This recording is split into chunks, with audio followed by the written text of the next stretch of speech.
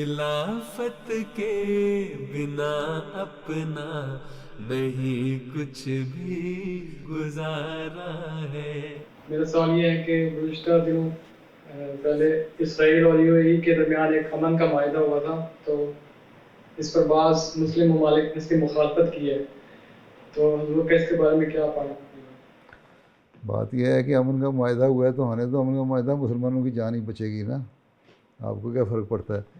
پہلے اس سے پہلے کوئی مسلمان ملک نے کوئی امن کا معاہدہ نہیں کیا ہوا اسرائیل سے؟ پہلے بھی کیا ہوا ہے نا، کہ آج پہلی دفعہ ہوا ہے معاہدہ؟ پہلے ہوا ہے کس کے ساتھ ہوا ہے؟ ترکی کے ساتھ ہوا ہے. ترکی نے تو پہلے ہی تسلیم کیا ہوا ہے.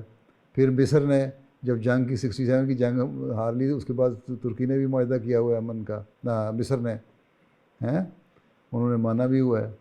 ٹھیک ہے. پھر بعض لوگ کہتے ہیں ایران کے ساتھ بھی نے بھی ریکگنائز کیا ہوا ہے.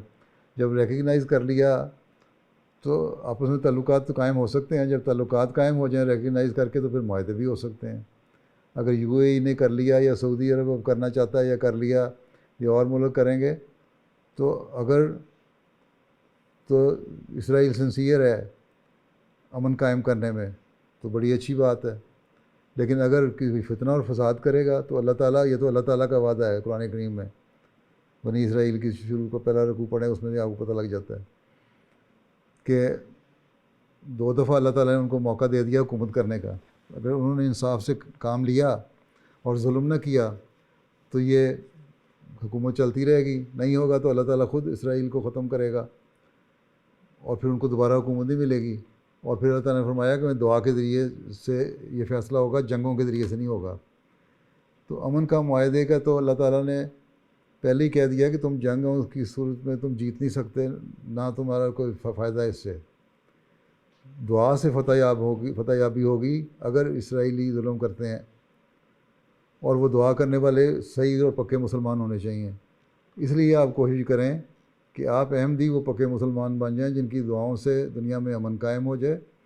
اور اگر کہیں ظلم ہوتا ہے اسرائیل کی طرف سے تو پھر جو اگر فتح مقدر ہے تو پھر احمدیوں کی دعا سے ہی ہوگی، کسی ہتھیار سے نہیں ہوگی.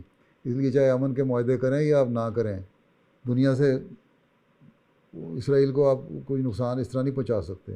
ہاں، اگر نقصان یا اس کے ظلم کو روکنا ہے تو ظلم کو روکنے کے لیے اللہ تعالیٰ نے دعا کا ہی طریقہ بتایا ہے قرآن کریم میں، اور وہی ہوگا اب، اور اس کے علاوہ کوئی اور طریقہ نہیں ہے.